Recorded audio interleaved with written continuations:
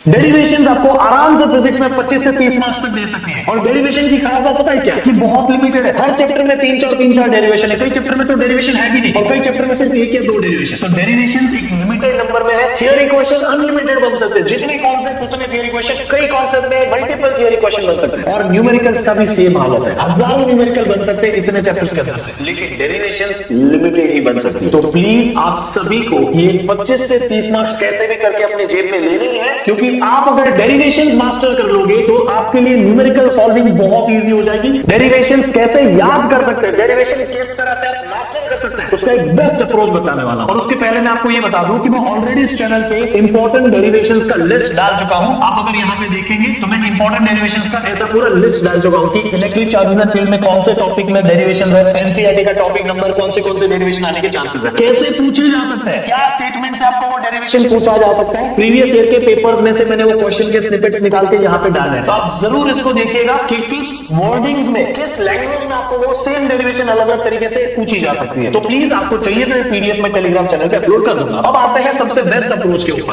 Derivation याद करने जाओगे, आई एम सॉरी बट ये पॉसिबल ही नहीं है। इसीलिए डेरिवेशन करने का सबसे बेस्ट तरीका ये होता है कि आप जैसे किसी को पढ़ा रहे हो वैसे उस डेरिवेशन को सॉल्व करते जाइए। सबसे पहले आप डायग्राम बनाने पे फोकस करिए। जितना परफेक्ट आप डायग्राम बनाएंगे, डायग्राम में जो नेसेसरी चीजें वो बनाएंगे, आपको डेरिवेशन में क्लैरिटी आती जाएगी, आपको प्रोसीजर अपने दिमाग में खुद बनती जाएगी। Feel like you are teaching someone and you will be able to crack derivation। आप जरा एक बार इस डेरिवेशन को जाके देखिएगा जरूर, मूविंग चार्जेस एंड मैग्नेटिज्म में। अब मैं यहाँ कुछ अलग अलग कर ही नहीं रहा हूं, जो मेरे को पता चल रहा है, लॉजिक में आ रहा है, मुझे निकालना है मैग्नेटिक फील्ड। मैग्नेटिक फील्ड का फॉर्मूला बायट-सावर्त लॉ ने दिया, अब ये तो डीबी है, मुझे इंटीग्रेट करना पड़ेगा, ये अपने आप आपको दिमाग में क्लिक होगा। तो just do derivations like your teaching. Procedure follow करिए, डायग्राम बनाने पे फोकस करिए।